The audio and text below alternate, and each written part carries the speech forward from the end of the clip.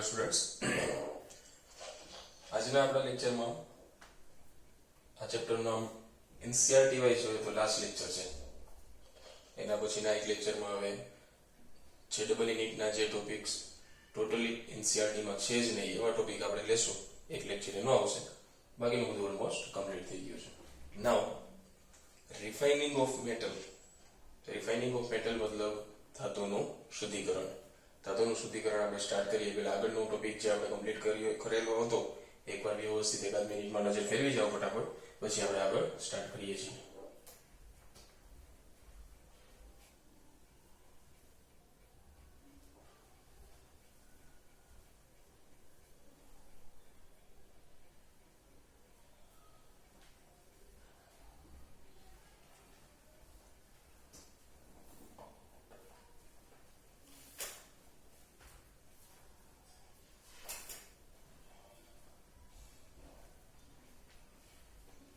તો ધાતુના શુદ્ધિકરણ રિફાઇનિંગ ઓફ મેટલમાં ટોટલ 6 અલગ અલગ તબક્કા છે, જેમાંથી એક તબક્કો આપણે ઓર્ગેનિકના ચેપ્ટર સાથે લેશું. આપણને પણ ચેપ્ટરમાં ગાઈડલાઈન આપી દીધી છે કે એ ચેપ્ટરમાં 11th ચેપ્ટરમાં આપણે કમ્પ્લીટ કરેલું છે, તો એની સાથે જ લેશું. રિફાઇનિંગ ઓફ મેટલમાં ફર્સ્ટ પોઈન્ટ ડિસ્ટિલેશન. મતલબ સાથે સાથે બે નામ યાદ રાખતા જજો. નિસ્યંદન.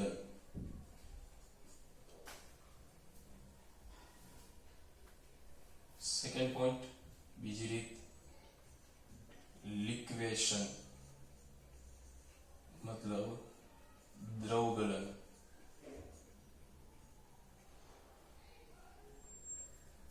નામ અને તેના પ્રિન્સિપલ્સ એટલે કે મહત્વની મેથડ કે કઈ રીત ઉપર આ પૂરી મેથડ ફોલો થાય છે એ વસ્તુ ઇમ્પોર્ટન્ટ છે, કયા નિયમ ઉપર.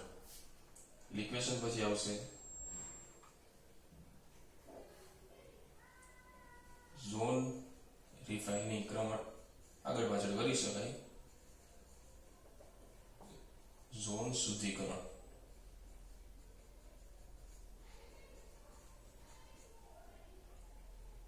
એના પછીનો તબક્કો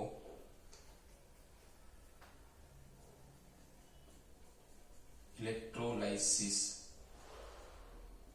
इलेक्ट्रोलाइसिस में इलेक्ट्रोलाइटिक रिडक्शन પણ કહી શકાય.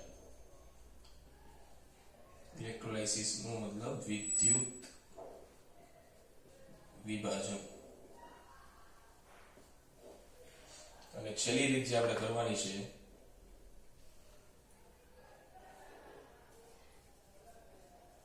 વેપર ફેઝ રિફાઇનિંગ મતલબ બાષ્પકલા શુદ્ધિકરણ.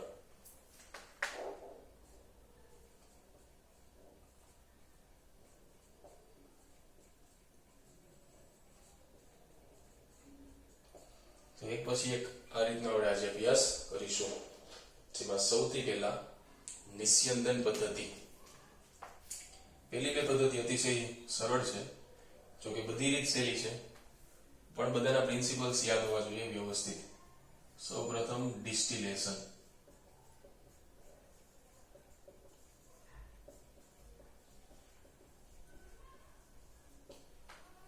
નિસ્યંદન.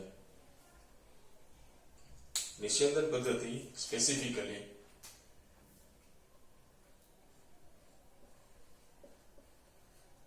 એવી ધાતુઓ માટે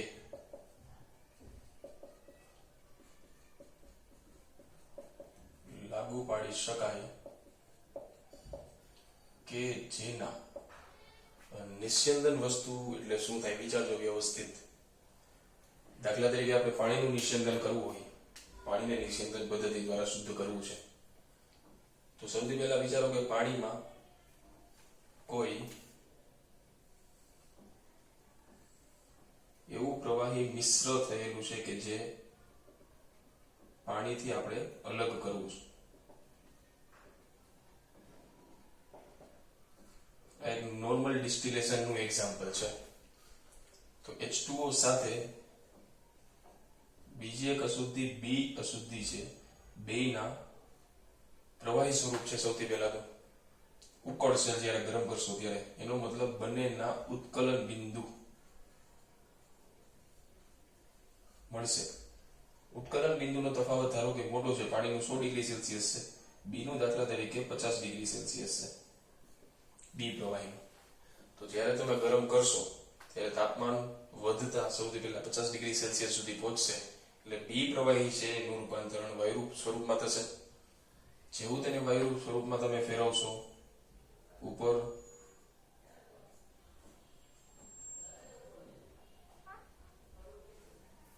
એક ટેસ્ટ ટ્યુબ ઉપર હવાચુસ્ત બૂચ લગાડેલું હોય છે અને તેમાંથી એક નળી પસાર કરેલી હોય છે, જે નળી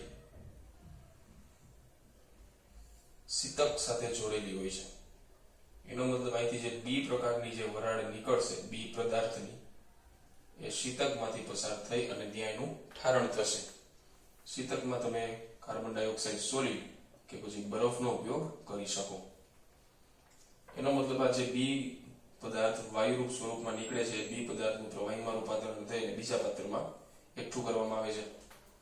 તો અહીં એ અને બી બંને સાથે હતા. આ પ્રોસેસ રિપીટેડલી તમે કરશો અને પ્રવાહી બી તમને બીજા પાત્રમાં મળશે અને પ્રવાહી એમાં આપણી પાસે ફક્ત શુદ્ધ પાણી હશે. તો એનો મતલબ એવો થાય છે કે જો આ જ રીતથી તમારે ડિસ્ટિલેશન પદ્ધતિ, નિસ્યંદન પદ્ધતિથી ધાતુનું શુદ્ધિકરણ કરવું હોય તો એવી ધાતુઓ આપણી પાસે હોવી જોઈએ કે જેના ઉત્કલન બિંદુ નીચા હોય. તો થોડા પ્રમાણમાં ઊર્જા આપી, ઉષ્મા આપી તેને આપણે વાયુરૂપમાં રૂપાંતરિત કરી શકીએ. તો એવી ધાતુઓ માટે લાગુ પડે છે જેના ઉત્કલન બિંદુઓ અથવા બોઇલિંગ પોઈન્ટ્સ કેવા હશે? નીચા. લો બોઇલિંગ પોઈન્ટ હોય તેમાં સરળતાથી લાગુ પાડી શકાય. જો ઉત્કલન બિંદુ અતિશય ઊંચા હોય તો ઉર્જાનો ઘણા મોટા પ્રમાણમાં ઉપયોગ થાય. એટલા માટે નીચા ઉત્કલન બિંદુ ધરાવતી ધાતુઓ માટે સ્પેસિફિકલી લાગુ પાડી શકાય. ઉદાહરણના સ્વરૂપમાં સરળતાથી યાદ રાખવા માટે ડી વિભાગની 3 શ્રેણીના લાસ્ટ એલિમેન્ટ, દાખલા તરીકે પહેલી સંક્રાંતિ ધાતુ શ્રેણી છે, એમાં છેલ્લું તત્વ ઝિંક છે. તો ઝિંક ધાતુ માટે આ શુદ્ધિકરણ પદ્ધતિ લાગુ પાડી શકાય. એવી જ રીતના છેલ્લા ત્રણેય તત્વો ડી વિભાગની જે 3 શ્રેણી છે એના છેલ્લા ત્રણેય તત્વોનો તમે ઉપયોગ કરી શકો. ફોર એક્ઝામ્પલ, જેમ સૌપ્રથમ શ્રેણીમાં ઝિંક છે, એવી રીતના લાસ્ટમાં આપણે જેમ આગળ વધશું એમ તમને કેડમિયમ અને મર્ક્યુરી મળશે. તો આ જે તત્વો છે એના તમે ઉપયોગ એના માટે શુદ્ધિકરણની પદ્ધતિ માટે આપણે સરળતાથી નિસ્યંદન પદ્ધતિનો ઉપયોગ કરી શકીએ. નોટ ડાઉન કરવું હોય તો કરી શકાય. ત્યાં કેડમિયમ, મર્ક્યુરી.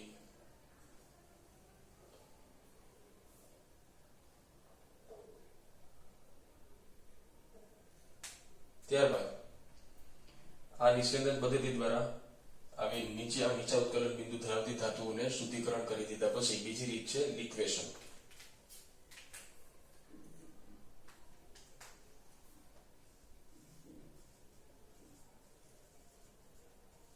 મતલબ દ્રવગલન.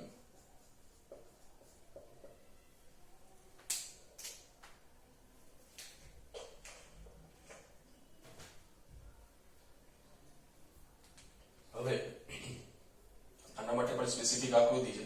તો આકૃતિની ખાસ જરૂર નથી, પણ સમજવા માટે ફર્નેસનો જ એક પાર્ટ છે, જે અલગ અલગ ફર્નેસનો આપણે ઉપયોગ કરીએ છીએ તે પ્રકારની.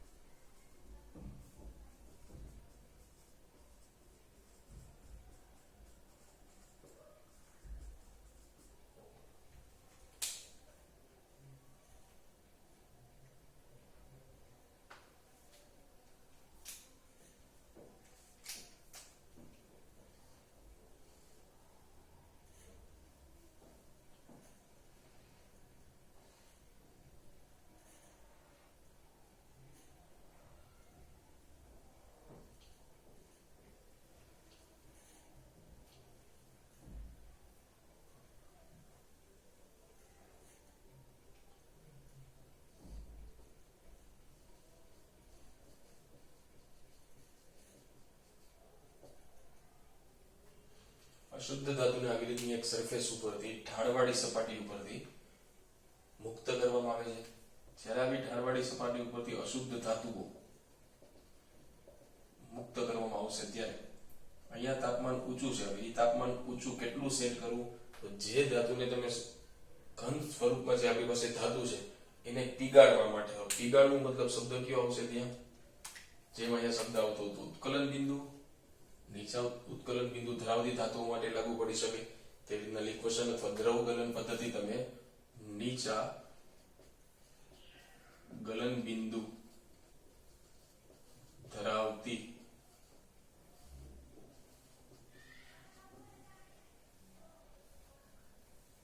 અથવા નીચા ગલન બિંદુ હોય તેવી ધાતુ માટે આ પદ્ધતિનો ઉપયોગ કરી શકાય. કારણ કે અહીંયા તમારે ધાતુને પીગાળવાની છે તો ગલન શબ્દનો ઉપયોગ થશે. તો જ્યારે તમે એમાં ઢાળ ઉપરથી એને પસાર કરો છો અશુદ્ધ ધાતુને, તેમાં રહેલી અશુદ્ધિઓ, દાખલા તરીકે SiO2 છે, સિલિકા અથવા Fe2O3 આયનની કોઈ અશુદ્ધિ હોય સિલિકાની, તો એ એટલા તાપમાને પીગળશે નહીં. કારણ કે ગલન બિંદુ નીચા હોય એવી જ ધાતુ માટે આ ઉપયોગ કરીશું. તો આ બધાના ગલન બિંદુ ખૂબ જ ઊંચા છે એટલે સરળતાથી પીગળશે નહીં. અહીંયા ફક્ત ધાતુ પીગળશે અને જેમ ધાતુ પીગળતી જશે એમ પીગળિત સ્વરૂપમાં ધાતુ તમને નીચેના પાત્રમાં એકઠી થયેલી જોવા મળશે. આ જે ધાતુ છે એ શુદ્ધ ધાતુ હશે.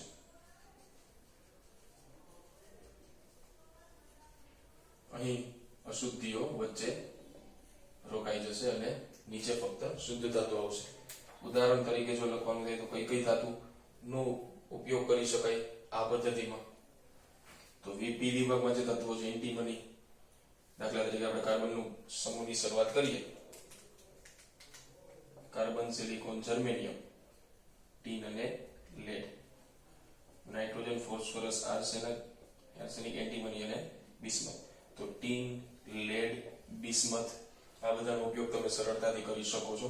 આ પદ્ધતિને ઉપયોગ કરી શકાય. આગળ પણ ડી વિભાગના અમુક તત્વોનો પણ ઉપયોગ કરી શકાય આમાં શુદ્ધિકરણ માટે. તો આ પદ્ધતિ હતી લિક્વેશન પદ્ધતિ.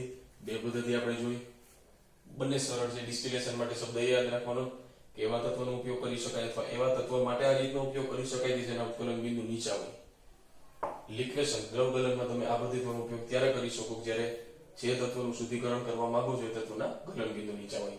ઉદાહરણ સાથે અહીં સુધી નોટ ડાઉન કરો. હવે પછીની જે બે મેથડ છે એ બંને મેથડ મોસ્ટ ઇમ્પોર્ટન્ટ છે. ઝોન રિફાઇનિંગ, ઝોન શુદ્ધિકરણ અને ઇલેક્ટ્રોલાઇસિસ, વિદ્યુત વિભાજન. ચાલો આટલું નોટ કરજો ફટાફટ.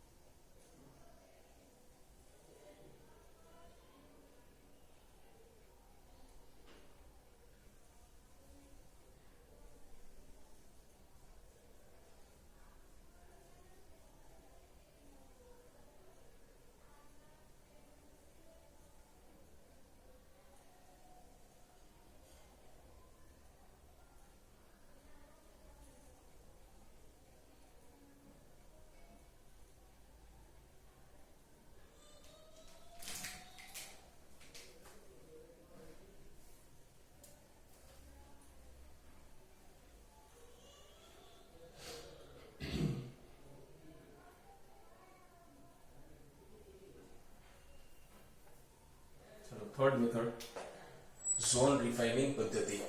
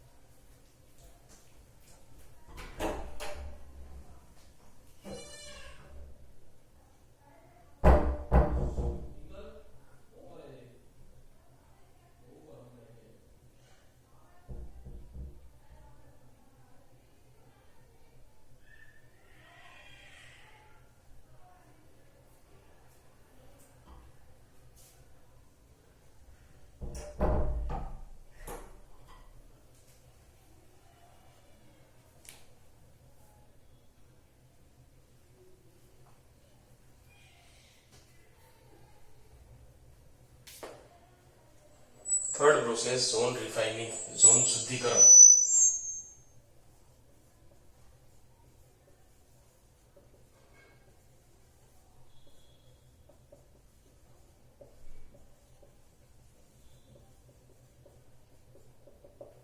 આ પદ્ધતિનો ઉપયોગ આપણે ખાસ કરીને જ્યારે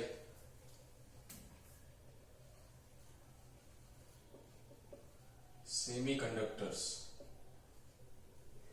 માં વપરાતી ધાતુ માટે કરીએ છીએ,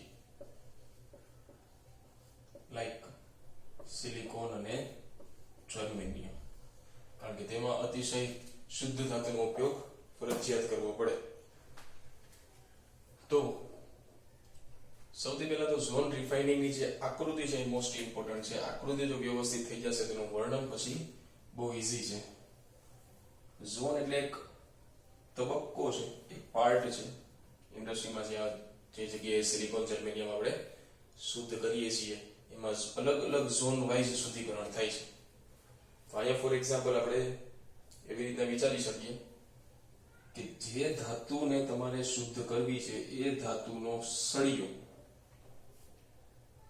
અથવા ધાતુને સળિયાના સ્વરૂપમાં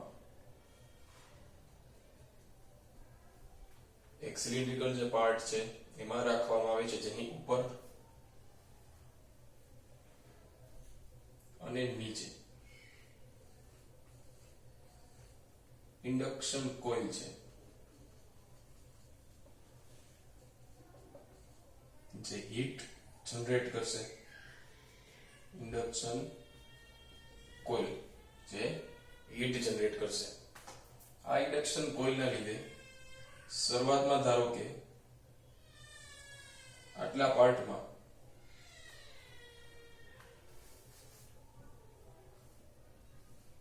શરૂઆતના તબક્કામાં જો હીટ જનરેટ થાય છે તો જો શરૂઆતનો પાર્ટ છે એ જ પીગલિત સ્વરૂપમાં રૂપાંતરિત થશે. મતલબ ધાતુનો જે સળિયો છે એનો આટલો પાર્ટ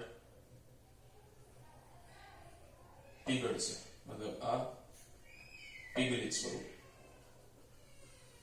જેમ દરેક અલગ અલગ આપણે જે રીતનો ઉપયોગ કરીએ છીએ બધામાં કંઈક ને કંઈક સિદ્ધાંતનો ઉપયોગ થતો હોય છે. દાખલા તરીકે ડિસ્ટિલેશનમાં સિદ્ધાંત હતો આપણી પાસે કે એમાં એવી જ ધાતુઓનું શુદ્ધિકરણ થઈ શકે જેના ઉત્કલન બિંદુ નીચા હોય. લિક્વેશનમાં એવી ધાતુનો ઉપયોગ થઈ શકે જેમાં આપણી પાસે એવી ધાતુ હોય કે જેના ગલન બિંદુ નીચા હોય, કારણ કે ત્યાં પીગાળવાનું હતું. તો અહીંયા તમારી પાસે જે શુદ્ધિકરણ કરવા માટે ધાતુ છે એનો સિદ્ધાંત એવી રીતના છે કે અશુદ્ધિ એ ધાતુના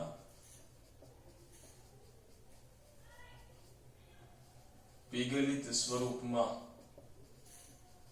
વધુ દ્રાવ્ય છે તેના ઘન સ્વરૂપ કરતા. તો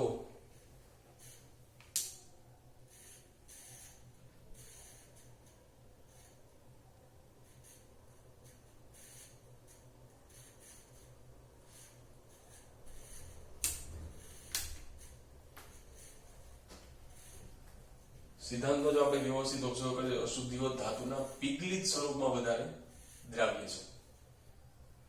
તો એનો મતલબ કે સૌથી પહેલા તો આખો સળિયો ઘન સ્વરૂપમાં હતો, તેને આ જગ્યાએથી ગરમ કરો મતલબ ત્યાં ધાતુ પીગળે છે. આ પહેલો તબક્કો. હવે દાખલા તરીકે આપણે ઇન્ડક્શન કોઇલને રાઈટ હેન્ડ સાઈડમાં મૂવ કરીએ છીએ, ડાબી બાજુથી જમણી બાજુ ખસેડીએ છીએ. એનો મતલબ એવો થશે કે હવે અહીંયા તાપમાન ઘટશે, જ્યાં ઇન્ડક્શન કોઇલ છે ત્યાં તાપમાન વધશે. અંદરનું જે નળીનું વાતાવરણ છે નિષ્ક્રિય વાતાવરણ છે, કારણ કે જે પીગલિત સ્વરૂપમાં જે ધાતુ છે અથવા ધાતુનો સળિયો છે, ધારો કે અંદર સામાન્ય હવા હોય તો ઓક્સિજન સાથે સંપર્કમાં આવીને ઓક્સિડેશન પ્રક્રિયા કરી શકે, જેને અટકાવવા માટે વાતાવરણ નિષ્ક્રિય વાયુઓનો કરેલો હોય છે. હવે જે ઇન્ડક્શન કોઇલ છે આટલા પાર્ટમાં હીટ જનરેટ કરશે, મતલબ આટલા પાર્ટમાં ધાતુ પીગળશે. દાખલા તરીકે અહીંયા ધાતુ પીગળે છે તો આ જે પાર્ટ હતો એનું ફરીથી ક્રિસ્ટલાઇઝેશન થાય છે, સ્ફટિકીકરણ થાય છે, મતલબ એ પાર્ટ ફરીથી ઘન સ્વરૂપમાં રૂપાંતરિત થવાની શરૂઆત કરશે. જેવું એ ઘન સ્વરૂપમાં રૂપાંતરિત થવા શરૂઆત કરશે, આપણો સિદ્ધાંત શું હતો? અશુદ્ધિઓ પીગળિત સ્વરૂપમાં વધારે દ્રાવ્ય છે, તો આમાં જે અશુદ્ધિઓ હતી એ ઘન સ્વરૂપમાં રહેવાની જગ્યાએ કેમાં ટ્રાન્સફર થશે? બાજુનો જે ઝોન હતો, બાજુનો જે ભાગ હતો કે જે હવે પીગળિત સ્વરૂપમાં છે એમાં ટ્રાન્સફર થશે, કારણ કે એ પાર્ટમાં વધારે દ્રાવ્ય છે, ઘન સ્વરૂપમાં નથી. એટલે આમાં જે અશુદ્ધિ હતી આ સાઈડ શિફ્ટ થાય છે. હવે દાખલા તરીકે ઇન્ડક્શન કોઇલને હજી એકવાર આપણે જમણી બાજુ શિફ્ટ કરીએ. જ્યારે ઇન્ડક્શન કોઇલ સૌથી છેલ્લે આવશે ત્યારે સૌથી છેલ્લો તબક્કો છે પીગળિત સ્વરૂપમાં રૂપાંતરિત થાય છે. તો એની આગળના જે પાર્ટ હતો એ હવે શું થશે? સ્ફટિકીકરણ પામશે. તો એમાં જે અશુદ્ધિ હતી એ ફરી પાછી જમણી બાજુ શિફ્ટ થશે. આવી રીતે આપણે વારંવાર આ પદ્ધતિનો રૂપાંતરણ કરશું ત્યારે સૌથી છેલ્લા પાર્ટમાં આપણને અશુદ્ધિઓ જમા થતી જોવા મળશે અને એ પાર્ટને આપણે ત્યાંથી કટ કરી દઈશું એટલે અશુદ્ધિઓ તેમાંથી દૂર કરી શકાય. તો આ પદ્ધતિ હતી ઝોન રિફાઇનિંગ પદ્ધતિ, ઝોન શુદ્ધિકરણ પદ્ધતિ. ફરી પાછું એકવાર, ઝોન શુદ્ધિકરણ પદ્ધતિનો સિદ્ધાંત શું હતો? અશુદ્ધિઓ ધાતુના પીગળિત સ્વરૂપમાં વધારે દ્રાવ્ય છે, ઓગળેલા સ્વરૂપમાં, ઘન સ્વરૂપની સાપેક્ષમાં. એક સિદ્ધાંતમાં એ ઉપયોગ થાય છે. એક નળાકારમાં સૌથી પહેલા ધાતુનો ઘન સ્વરૂપનો સળિયો રાખવામાં આવે છે, ઉપર અને નીચે ઇન્ડક્શન કોઇલ છે. નળાકારની અંદરનું વાતાવરણ છે નિષ્ક્રિય છે, કારણ કે ધાતુ છે એ હવા સાથે વાતાવરણમાં પ્રક્રિયા કરી ઓક્સાઇડ ન બનાવે. હવે જ્યારે ઇન્ડક્શન કોઇલથી તમે એક ઝોનને ઓગાળશો, એક ભાગને ઓગાળશો અથવા પીગાળશો, અહીંયા શબ્દ વધારે યોગ્ય રહેશે. ધાતુ જ્યારે પીગળશે ત્યારે શરૂઆત થઈ છે રીતની. જ્યારે ઇન્ડક્શન કોઇલ બાજુમાં મૂવ થાય, બીજો તબક્કો જ્યારે એનો પીગળે, એનો મતલબ એવો થાય કે આ પીગળિત સ્વરૂપમાં હવે આપણી પાસે જે ધાતુ છે એ વધારે અશુદ્ધિને પોતાનામાં ઓગાળે છે, અથવા અશુદ્ધિ પીગળિત સ્વરૂપમાં વધારે ઓગળે છે અથવા દ્રાવ્ય થાય છે. તો આ પાર્ટમાં જે હવે સ્ફટિકીકરણ થવાની શરૂઆત થશે, ત્યાંથી અશુદ્ધિ બાજુમાં શિફ્ટ થશે. આવી રીતના વારંવાર કરતા અશુદ્ધિ સૌથી છેલ્લાવાળા પાર્ટમાં ડિપોઝિટ થશે અને છેલ્લે આપણે જે છેડો છે એનો ત્યાંથી કટ કરશું એટલે ધાતુ આપણને શુદ્ધ સ્વરૂપમાં મળશે. કેવી ધાતુઓનું શુદ્ધિકરણ થઈ શકે? સિલિકોન અને જર્મેનિયમ જેવી ધાતુઓનું, અથવા એને કહી શકાય અર્ધ ધાતુઓ પણ. ચલો અહીં સુધી કમ્પ્લીટ કરો, પછી આપણે સ્ટાર્ટ કરીએ ઇલેક્ટ્રોલાઇસિસ.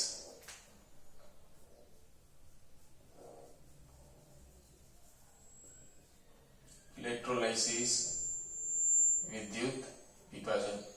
ટેક્સ્ટબુકમાંથી એકવાર વ્યવસ્થિત વાંચી જવું. ઝોન શુદ્ધિકરણ.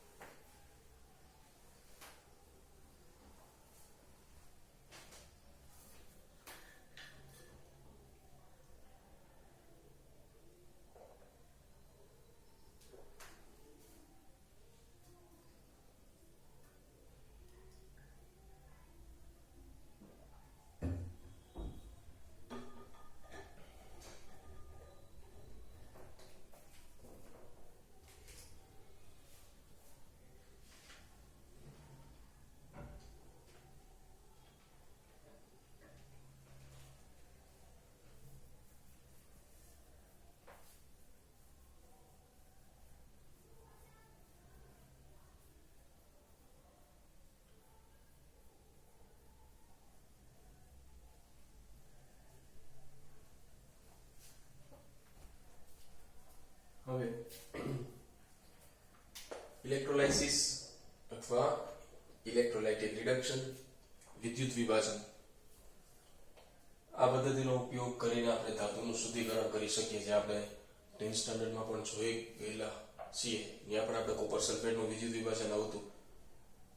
હવે કોપર સલ્ફેટનું જ વિદ્યુત વિભાજન કરીને આપણે સમજશું કે કઈ રીતના કોપર ધાતુનું શુદ્ધિકરણ કરી શકાય.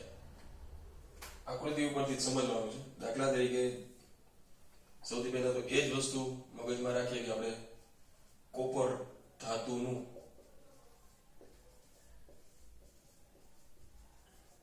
શુદ્ધિકરણ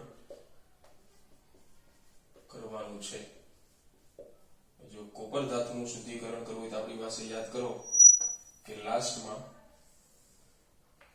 જે આપણે કોપર ધાતુ માટે રીત, કોપરના નિષ્કર્ષણની જે રીત જોઈ હતી, એમાં કોપર પાયરાઇટ CuFeS2 નું આપણે સૌથી પહેલા અલગ અલગ પદ્ધતિઓ દ્વારા, જેમ કે સલ્ફાઇડ યુક્ત કાચી ધાતુ હતી CuFeS2, તો CuFeS2 નું ફ્રોથ ફ્લોટેશન એટલે કે ફિન પ્લવન પદ્ધતિ દ્વારા કોન્સન્ટ્રેશન કરેલું હતું, સંકેન્દ્રણ કરેલું હતું. ત્યારબાદ CuFeS2 સલ્ફાઇડ યુક્ત કાચી ધાતુ છે તો રોસ્ટિંગ પ્રક્રિયા એટલે કે ભૂંજન પ્રક્રિયા કરી શકાય. એ ભૂંજન પ્રક્રિયા કરી તેને ઓક્સાઇડમાં કન્વર્ટ કરી અને પછી આપણે બ્લિસ્ટર કોપર મેળવેલું હતું, ફોલાવાળું કોપર. એ જે બ્લિસ્ટર કોપર છે, અશુદ્ધ કોપર હતું, એનું હવે શુદ્ધિકરણ કરશું.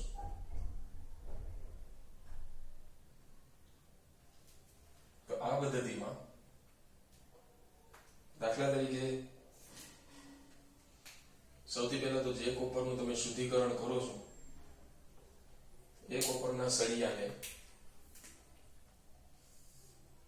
કોપરના જ કોઈ ક્ષારના દ્રાવણમાં ડુબાડશું. જે ધાતુનું શુદ્ધિકરણ કરો છો, દાખલા તરીકે અહીંયા આપણે કોપર ધાતુનું શુદ્ધિકરણ કરીએ છીએ તો અશુદ્ધ કોપરનો સળિયો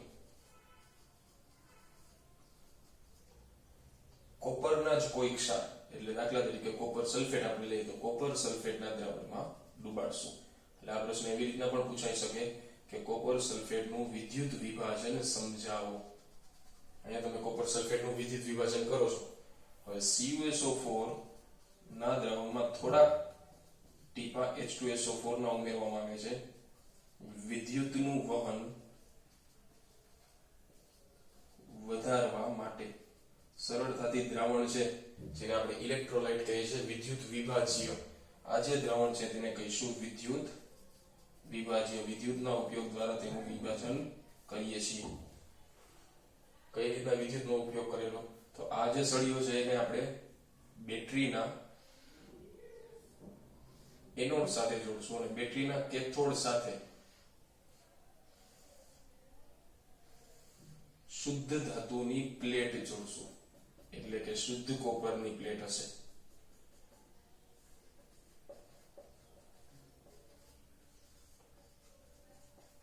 હવે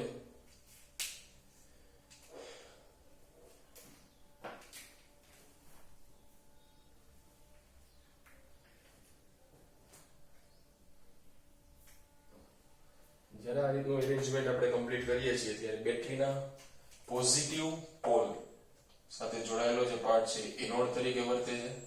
એનોડ ઉપર ઓક્સિડેશન થશે અને બેટરીના નેગેટિવ ટર્મિનલ સાથે જોડાયેલો જે પાર્ટ છે તે કેથોડ તરીકે વર્તે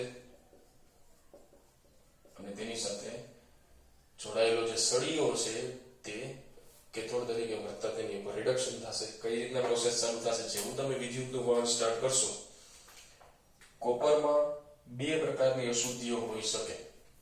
એક તો કોપર કરતા વધારે વિદ્યુત ધ્રુવ, વિદ્યુત ધન મતલબ કોપર કરતા વધારે સક્રિય, લાઈક આયન અને ઝિંક જેવી.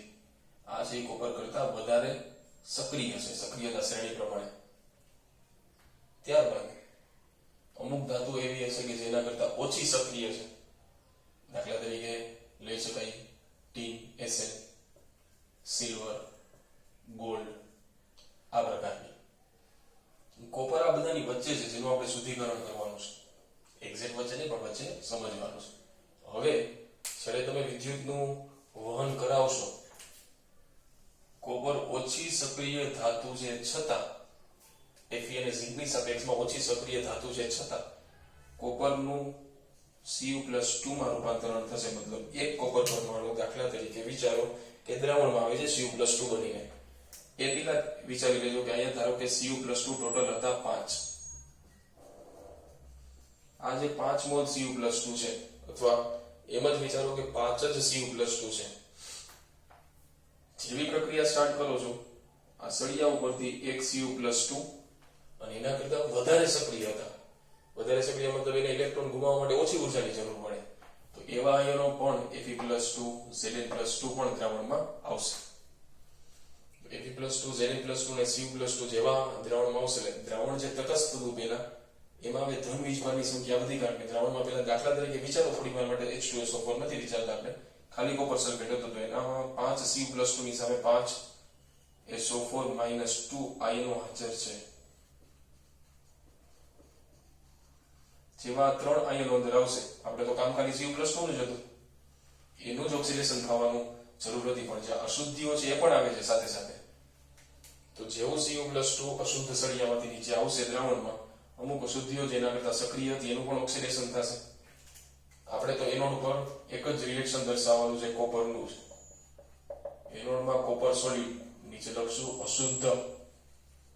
આ કોપર Cu+2 માં રૂપાંતરિત થશે 2 ઇલેક્ટ્રોન ગુમાવીને, અને Cu+2 છે એક્વસ જલિયમ આવશે. ઇલેક્ટ્રોન છે સળિયામાંથી વાહક ધાર દ્વારા બેટરીમાં આવશે, અને બેટરીમાં ઇલેક્ટ્રોનનું વહન થાય, અને એ જ એવા ઇલેક્ટ્રોન પાછા કેથોડમાં પ્લેટ ઉપર આવશે. ઇલેક્ટ્રોન થી ભરપૂર આ પ્લેટ ઉપર આવા ધન આયનો આકર્ષિત થશે. હવે સક્રિયતા શ્રેણી પ્રમાણે જ વિચારો, તો સક્રિયતા આ બેની વધારે હતી, ઇલેક્ટ્રોન ગુમાવવાની, ઇલેક્ટ્રોન મેળવવાની નહીં. ઇલેક્ટ્રોન મેળવવા બાબતે Cu+2 વધારે સક્રિય છે. રિડક્શન પોટેન્શિયલ બીજા જો EMF સિરીઝ આવે રેડોક્સ પ્રક્રિયામાં જોઈ ગયેલા હતા, Cu+2 ના રિડક્શન પોટેન્શિયલ આ બંને કરતા વધારે છે. તો જેના રિડક્શન પોટેન્શિયલ વધારે હોય એ જ આયન ઇલેક્ટ્રોન મેળવશે. એનો મતલબ કેથોડ ઉપર Cu+2 આયન 2 ઇલેક્ટ્રોન મેળવી Cu માં રૂપાંતરિત થશે. એનો મતલબ કેથોડ ઉપર હવે કોપરના પરમાણુઓની સંખ્યા વધતી જશે, કોપર ડિપોઝિટ થતું જશે જેટલો પાર્ટ ડીપ કરેલો છે. તો એનોડનું વજન ઘટશે અને કેથોડનું વજન વધશે. આ રીતે અશુદ્ધ સળિયામાંથી કોપર આવે છે શુદ્ધ સળિયામાં, એટલે શુદ્ધ સળિયાનું વજન વધતા કોપરનું શુદ્ધિકરણ થાય છે. હવે આમાં જે એવી અશુદ્ધિ હતી કોપરના સળિયામાં, જેના કરતા વધારે સક્રિય હતી આયર્નની જગ્યાએ, તો દ્રાવણમાં આવી ગઈ. જે ઓછી સક્રિય છે એ ઓછી સક્રિય ઇલેક્ટ્રોન ગુમાવી નહીં શકે, ને કેથોડની એનોડની નીચે જમા થશે, અને એનોડની નીચે ગોલ્ડ અને સિલ્વર જેવી ઓછી સક્રિય ધાતુ જમા થાય છે. એને આપણે કહેશું એનોડિક અથવા એનોડ પંક, એનોડ મડ કહેવાય ઇંગ્લિશમાં.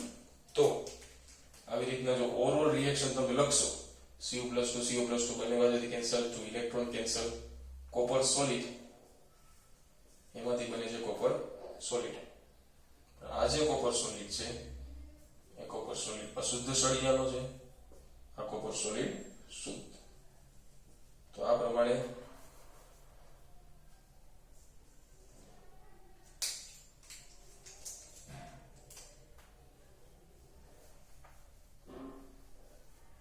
અશુદ્ધમાંથી શુદ્ધ કોપર બનાવી શકાય. તો આ પદ્ધતિ વિદ્યુત વિભાજન પદ્ધતિ. વિદ્યુત વિભાજન પદ્ધતિનો ઉપયોગ આપણે કોપર માટે કરીએ છીએ, પણ એ સિવાય જે વધારે સક્રિયતા ધરાવતી ધાતુઓ છે એના માટે પણ વિદ્યુત વિભાજન પદ્ધતિનો આપણે ઉપયોગ કરી અને શુદ્ધિકરણ કરીએ છીએ. વ્યવસ્થિત એકવાર જોઈ લો, પછી ફરી પાછું એકવાર રિપીટ કરી અને એના પછીનો ટોપિક આપણે સ્ટાર્ટ કરીએ. પેપર ફેઝ રિફાઇનિંગ છેલ્લો ટોપિક છે. આ ટોપિક એકવાર ટેક્સ્ટ બુકમાંથી વ્યવસ્થિત રીડ કરી લો.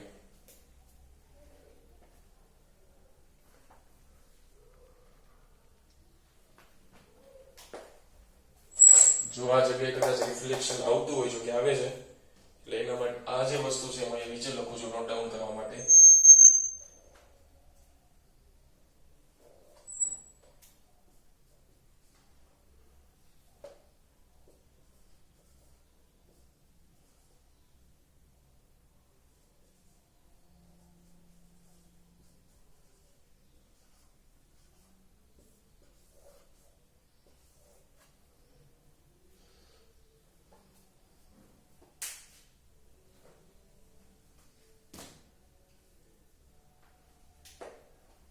ફરી પાછું એકવાર વિદ્યુત વિભાજન પદ્ધતિનો ઉપયોગ કરીને કઈ રીતે આપણે કોપરનું શુદ્ધિકરણ કરશું. ટેક્સ્ટબુકમાં તમને M+N ના સ્વરૂપમાં આપેલું છે કે ધાતુ એ ઇલેક્ટ્રોન ગુમાવશે તો N+ વીજભાર ઉત્પન્ન થશે અને એ જ આયનો જ્યારે ઇલેક્ટ્રોન મેળવશે ત્યારે એ ધાતુ M ના સ્વરૂપમાં શુદ્ધિકરણ પામશે. હવે કઈ રીતના વિદ્યુત વિભાજન હતું કોપર સલ્ફેટનું. કોપર ધાતુને શુદ્ધિકરણ કરવા માટે સ્પેસિફિકલી એક્ઝામ્પલ આપણે લીધું હતું. સૌથી પહેલા પાત્રમાં જે ધાતુને આપણે શુદ્ધ કરવી છે એ જ ધાતુનો કોઈ ક્ષારનું દ્રાવણ હોવું જોઈએ. આના ઉપર બહુ સારા ક્વેશ્ચન પૂછાઈ શકશે. આપણે ક્વેશ્ચન ડિસ્કસ કરશું એના. જ્યારે પાત્રમાં કોપર ધાતુનું શુદ્ધિકરણ કરવું તો કોપર સલ્ફેટનું દ્રાવણ આપણે ભરશું. તો આ કોપર સલ્ફેટના દ્રાવણમાં ત્યારબાદ બે સળિયા ડુબાડશું, એક અશુદ્ધ કોપર અને એક શુદ્ધ કોપર.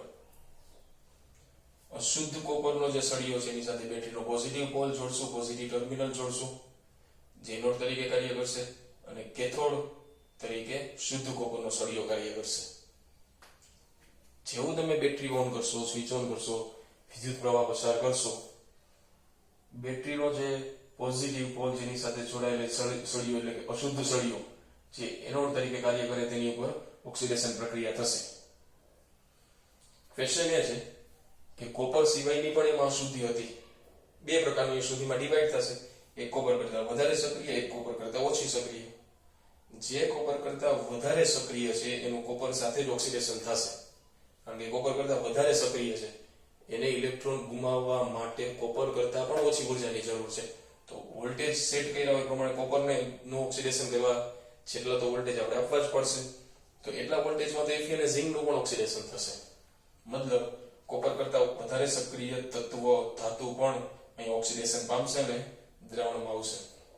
હવે વિચારો કે એક Cu+2 આવે તો આ દ્રાવણમાં એક ધન વીજભાર વધી ગયો Cu+2 ના નામે, પણ એની સાથે ઝિંક અને આયન પણ આવે છે. મતલબ ટોટલ ધન આયન વધે છે પ્લસ 6 ધન વીજભાર વધે છે. તો એની સામે આ દ્રાવણમાંથી +6 વીજભાર ઓછો થવો જોઈએ. ઇક્વિવેલન્ટ આયનો હંમેશા રિડ્યુસ થાય. અહીંયા 3 ધન આયન +2 વાળા છે જે દ્રાવણમાં આવે છે. તો આ કોપર +2 જે કેથોડની આજુબાજુમાં Cu+2 જે હોય એમાંથી 3 Cu+2 જ આ કેથોડ ઉપર જમા થશે. મતલબ જેટલો ધન વીજભાર એનોડમાંથી દ્રાવણમાં આવે એટલો ધન વીજભાર દ્રાવણમાંથી કેથોડ ઉપર જશે. આમ કરતા કેથોડ ઉપર આ પ્રક્રિયા થશે અને Cu+2 આયન Cu માં રૂપાંતરિત થશે. તો આ ઇલેક્ટ્રોન જે આવે છે સર્ક્યુલેટ થાય છે. હવે કોપર જે શુદ્ધ સળિયો હતો એનું વજન સતત વધશે, એનોડનું વજન સતત ઘટશે. તો આ રીતે તમે કોપરનું અથવા બીજી ઘણી બધી ધાતુનું વિદ્યુત વિભાજન દ્વારા શુદ્ધિકરણ કરી શકો. ચલો લાસ્ટ ટોપિક આજનો.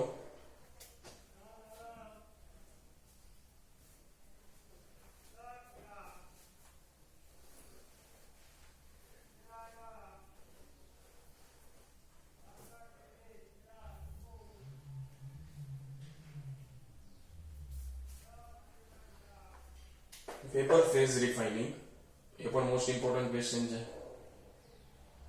પછી એના પછી એક ટોપિક છે અને ઓર્ગેનિકનો પાર્ટ છે. ઓર્ગેનિકમાં જ આપણે લેશું એ ચેપ્ટર જ્યારે કમ્પ્લીટ કરશું ત્યારે. ક્રોમેટોગ્રાફી જેનું નામ છે ને મોસ્ટ ઇમ્પોર્ટન્ટ ટેકનિક છે શુદ્ધિકરણની. ઘણી બધી જગ્યાએ યુઝ થાય છે.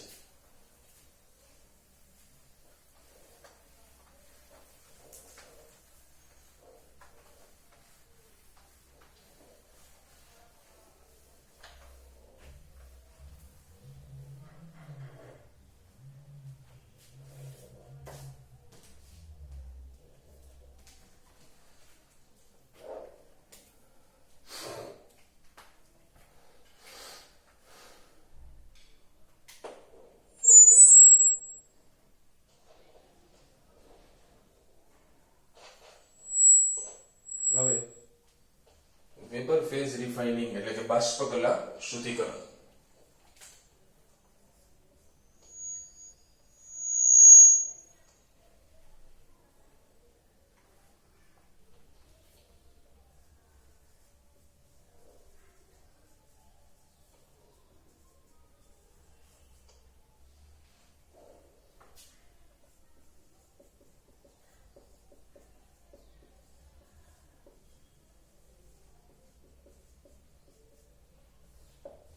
બાષ્પકલા શુદ્ધિકરણ, વેપર ફેઝ રિફાઇનિંગ.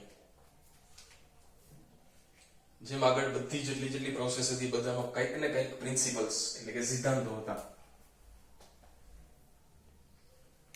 એવી જ રીતે આ મેથડમાં પણ અમુક સિદ્ધાંતો છે જે સૌથી પહેલા આપણે નોટ ડાઉન કરીશું. ફર્સ્ટ પોઈન્ટ, જે ધાતુનું તમે શુદ્ધિકરણ કરો છો, ઝિર્કોનિયમ જેવી ધાતુઓનું અહીંયા શુદ્ધિકરણ આપણે કરશું, નિકલ જેવી ધાતુઓનું શુદ્ધિકરણ કરશું. જે ધાતુઓનું આપણે અહીં શુદ્ધિકરણ કરીએ છીએ એ ધાતુ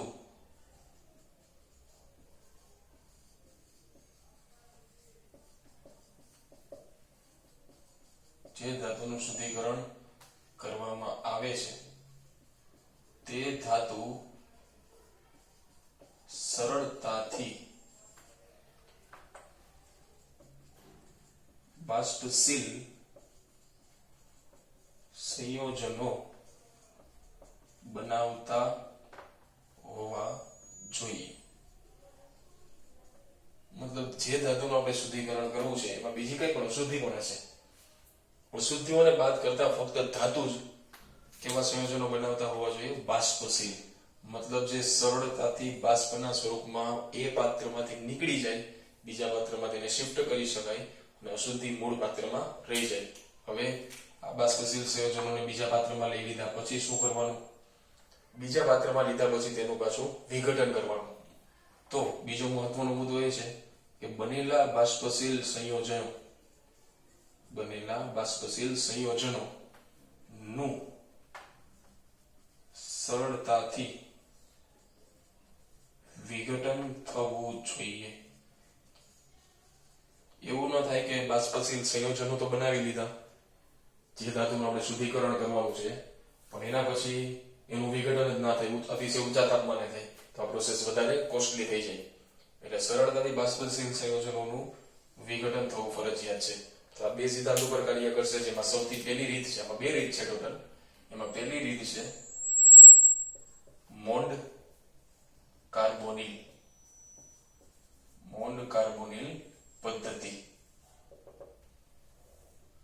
મોન્ડ કાર્બોનિલ પદ્ધતિ અને બીજી રીત છે વાન આર્કેલ પદ્ધતિ. મોન્ડ કાર્બોનિલ પદ્ધતિમાં આપણે નિકલના શુદ્ધિકરણથી સમજશું.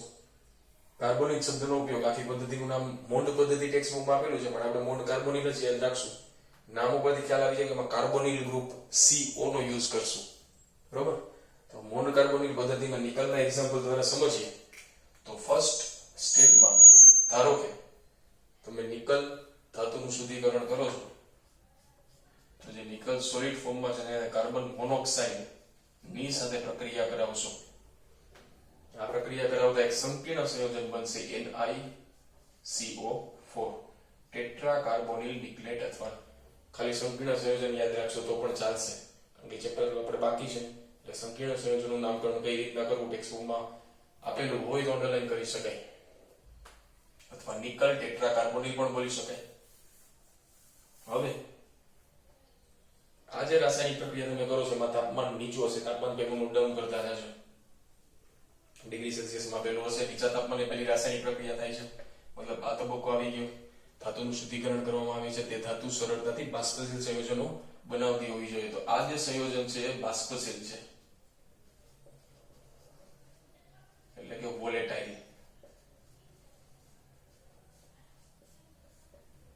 ત્યારબાદ બનેલું બાષ્પશીલ સંયોજન મૂળભૂત જે પ્રક્રિયા પેલી પ્રક્રિયા હતી એના કરતા ઊંચા તાપમાને, એટલે કે અંદાજે તાપમાનમાં 300 થી 400 ડિગ્રી સેલ્સિયસ જેટલા તાપમાને આ પ્રક્રિયા થતા ઊંચા તાપમાને નિકલ ટેટ્રા કાર્બોનિલનું વિઘટન થશે નિકલ સોલિડ અને કાર્બન મોનોક્સાઇડ ગેસમાં. તો ઘણાને પ્રશ્ન થાય અહીંયા પણ નિકલ સોલિડ હતું, અહીંયા પણ નિકલ સોલિડ જ છે. તો પહેલી જે રીત હતી એમાં નિકલની સાથે અશુદ્ધિ પણ હતી.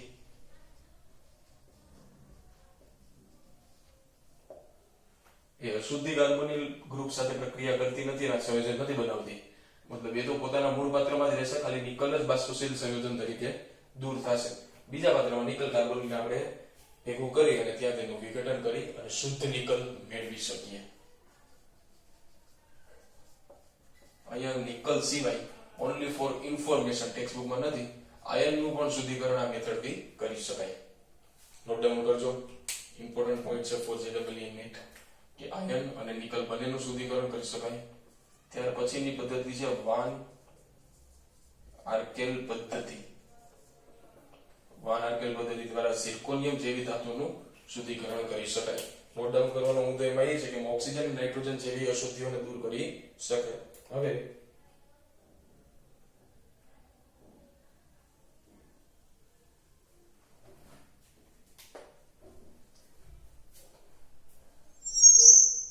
ચાલશે વચ્ચે કોપર માટે એક પોઈન્ટ બાકી છે, પણ આપણે નેક્સ્ટ લેક્ચરમાં લઈ લેશું. વાન આર્કેલ પદ્ધતિમાં ઝિર્કોનિયમ ટેક્સ્ટબુકમાં આપેલું છે, એ સિવાય હાફનિયમ, વેનેડિયમ આ બધી ધાતુઓનું શુદ્ધિકરણ કરી શકાય. એક્સ્ટ્રા જેટલી રેફરન્સ બુક તમે જોશો તેમાં અમુક ધાતુઓના એક્ઝામ્પલ સાથે સાથે વધારાના આપેલા હશે. ટેકનિકલી યાદ રાખવા આ બધા કોઈ પણ એક જ બ્લોકમાં હાજર હશે જેનું શુદ્ધિકરણ કરો છો. વાન આર્કેલ પદ્ધતિમાં મેથડ એ જ છે, સ્ટેપ પણ એ જ હશે.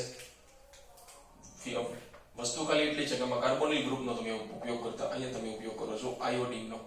આયોડિન મૂળભૂત રીતના સોલિડ છે પણ ઊંચા તાપમાને બાષ્પમાં રૂપાંતરિત થાય છે. તો સૌથી પહેલા ઝિર્કોનિયમની પ્રક્રિયા આયોડિન સાથે કરતા ZrI4 બનશે, ઝિર્કોનિયમ ટેટ્રા આયોડાઇડ. આ જે ઝિર્કોનિયમ ટેટ્રા આયોડાઇડ છે તે બાષ્પશીલ પદાર્થ છે. આ બાષ્પશીલ પદાર્થને અન્ય પાત્રમાં કલેક્ટ કરી, અહીંયા એક પોઈન્ટ ઇમ્પોર્ટન્ટ છે, આ જે ઝિર્કોનિયમ આયોડાઇડ છે તેને ટંગસ્ટન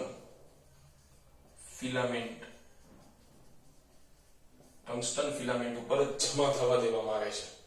હવે ફિલામેન્ટ મતલબ આ રીતની કોઈક તમે વસ્તુ વિચારી શકો.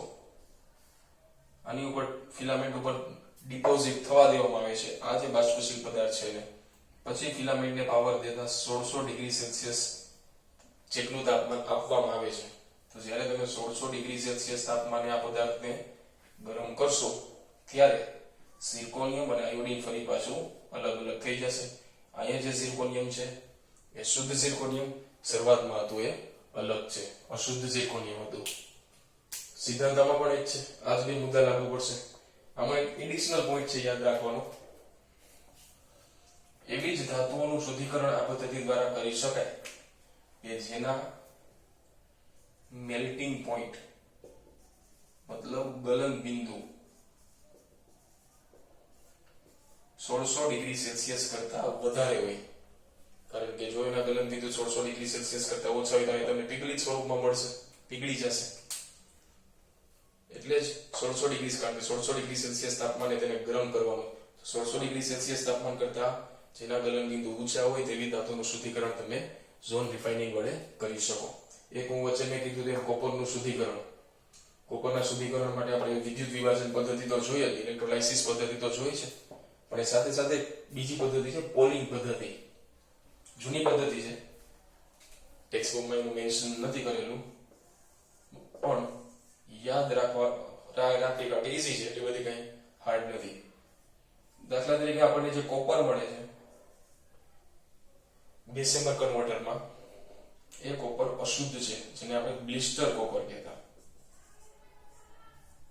આ બ્લિસ્ટર કોપરમાં દાખલા તરીકે હજી કોઈ Fe2O3 ની અશુદ્ધિ છે કે SiO2 ની અશુદ્ધિ હાજર છે, તો જેમ આપણે વિદ્યુત વિભાજન કરીને આ બધી અશુદ્ધિઓ દૂર કરતા, લોખંડની અશુદ્ધિઓ કે બીજી કોઈ ધાતુની અશુદ્ધિઓ તે દૂર કરતા, એવી રીતના પોલિંગ પદ્ધતિથી અશુદ્ધિઓ દૂર કરી શકાય. શું વર્ક હતું, ફંક્શન હતું પોલિંગ પદ્ધતિનું?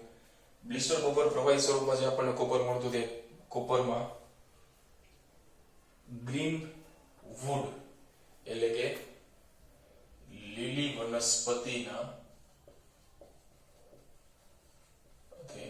વનસ્પતિની ડાળખીઓ અથવા મોટા પોલ, એના ઉપરથી પોલિંગ પોલ એટલે થાંભલા.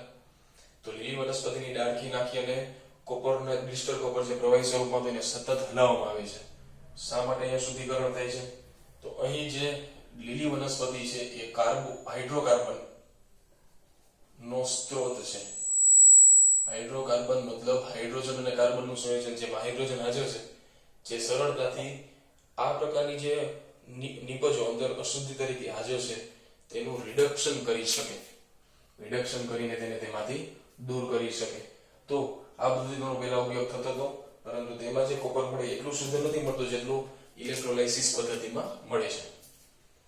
તો આ મૂળ આજના લેક્ચરનું આપણું કાર્ય હતું, જે આપણે રિફાઇનિંગ ઓફ મેટલ, ધાતુઓનું શુદ્ધિકરણ કમ્પ્લીટ કરેલું છે, નિસ્યંદન, દ્રવગલન, ઝોન શુદ્ધિકરણ, વિદ્યુત વિભાજન અને બાષ્પકલા શુદ્ધિકરણ. હવે નેક્સ્ટ લેક્ચરમાં આપણે એવા જ પોઈન્ટ ડિસ્કસ કરવાના છે કે જે નીટ અને જી માટે મોસ્ટ ઇમ્પોર્ટન્ટ છે. એવી ધાતુઓનું નિષ્કર્ષણ કે જે આપણને ટેક્સ્ટબુકમાં નથી આપેલું અને જી અને નીટમાં એના ઘણા ક્વેશ્ચન પૂછાઈ શકે છે. તો નેક્સ્ટ લેક્ચર આપણે સ્પેસિફિકલી કે સ્પેશિયલી નીટ જી માટે જ હશે. આ ટોપિક જેટલા આપણે લીધા એમાં પણ સાથે સાથે નીટના ટોપિક બધા કવર કરેલા છે, એક્સ્ટ્રા એક્ઝામ્પલ્સ ને બધું, પણ જેટલું સાવ ટેક્સ્ટબુકમાં છે જ નહીં એવું આપણે હવે નેક્સ્ટ લેક્ચરમાં સ્ટાર્ટ કરશું. નેક્સ્ટ લેક્ચરમાં ચેપ્ટર એટલે કે કાલે આ ચેપ્ટર કમ્પ્લીટ થાય પછીથી આપણે અધૂરું ચેપ્ટર આપણું ઇક્વિલિબ્રિયમ સ્ટાર્ટ કરશું. એટલે એની પણ બુક સાથે રાખજો અને ફ્રી ટાઈમમાં એકવાર રિવિઝન કરવું.